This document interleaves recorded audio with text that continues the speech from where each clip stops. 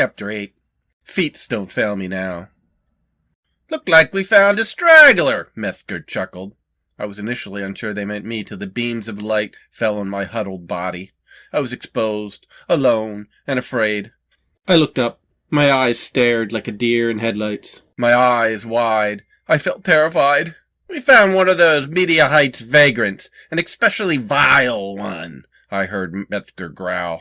Metzger and both Benners stepped out of the car and walked slowly towards the boxwood I was hiding behind. I was doomed, I thought.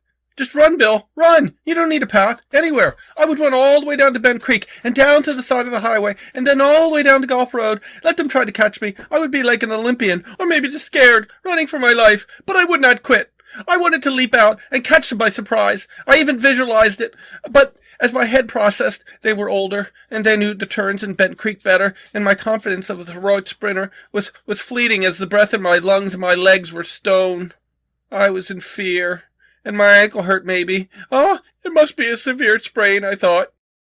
Kurt walked slowly up to my huddled, snow-sprinkled body. Metzger grabbed my arm and picked me up suddenly, painfully. I screamed, "Ah!" But it was in vain. It won't be bad. I was just caroling, I thought.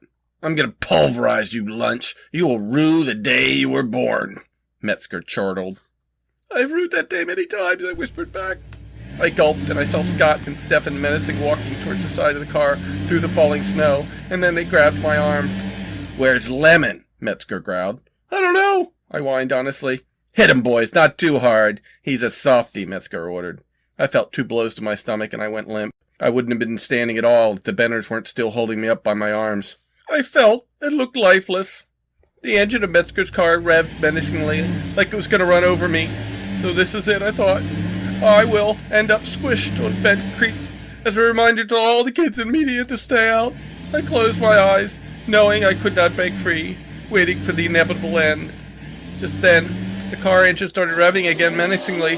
My head drooped lower. Stop revving the engine, Scott! I want to hear my first splat in his face, Metzger called. What, Chris? I couldn't hear you over the motor, said Scott. Me neither, said Stefan. There was an awkward silence as Scott, Stefan, Kurt, and I wondered who was revving the motor. It didn't last long, as suddenly the car lurched forward, with squelching wheels and burning tires, hurtling towards us. Chris, Stefan, and Scott, all panicked, diving out of the way. Surprised, I watched the car speed up to 2 miles an hour, with more smoke and squealing than could be imagined. I could see no driver. Later, Steve explained to me what happened on the other side of Bed Creek. This is the end of Chapter 8. Feats don't fail me now. Stay tuned for Chapter 9, Doom Strikes Revenge.